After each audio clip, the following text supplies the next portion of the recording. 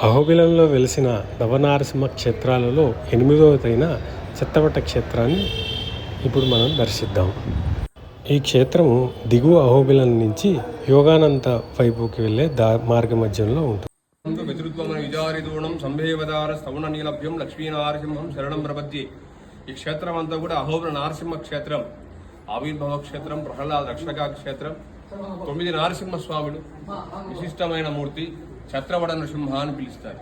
ఇక్కడ నవనారసింహ క్షేత్రంలో జ్వాలా, కోపిల, మహలోన, క్రోడాకారంజ, భార్గవ, యోగానంద, ఛత్రవట, పావనో, నవమూర్తయ అని 9 రూపాయలుగా ఉన్నారు. ఇక్కడ నారసింహస్వామి గానప్రియుడిగా ఉంటారు. కృతయుగంలో నారసింహ అవతారం అయితే యుగాంతవాసిగా తెలియదు. అకంతే విశిష్టత ఏమన్నా, ఇక్కడ ఆహావుహ అనే గంధర్వులు ఆకాశ మార్గం వెళ్తూ ఉంటారు.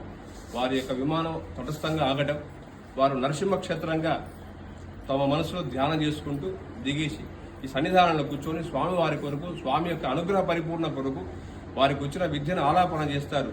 గంధర్వ గాన నృత్యం ఆలాపన చేస్తూ ఉంటే నరసింహస్వామి ముగ్ధ మనోహరంగా తన ఉగ్రరూపాన్ని పక్కన పెట్టేసుకొని శాంతరూపముగా ఈ యొక్క గంధర్వ గానాన్ని వింటూ ఒక పెద్ద వడవృక్షం, అంటే గొడుగులాగా ఛత్రంలాగా ఉన్నటువంటి పెద్ద వడవృక్షంలో కూర్చొని గంధర్వ గానాన్ని వింటూ తానే లయబద్ధంగా తాళం వేస్తూ తన ఉగ్ర రూపాన్ని అలా వదిలేసి శాంతరూపంగా నవ్వుకుంటూ, సిద్ధులాసంగా నవ్వుకుంటూ అనుగ్రహించిన క్షేత్రం. ఇక్కడ స్వామివారు గానప్రియుడిగా ఉంటారు. నరసింహ అవతారంలో లక్ష్మి సమాలింగిత వామభాగం, అంటే అమ్మవారి ఒడిలో ఉంటుంది, స్వామివారి ఒడిలో ఉంటుంది అమ్మవారు. ఇక్కడ మాత్రమే వక్షస్థల నివాసిగా పూర్వవైభవంగా ఉన్న శ్రీ మహావిష్ణువుకు వక్షస్థలంలో అమ్మవారు ఉంటుంది.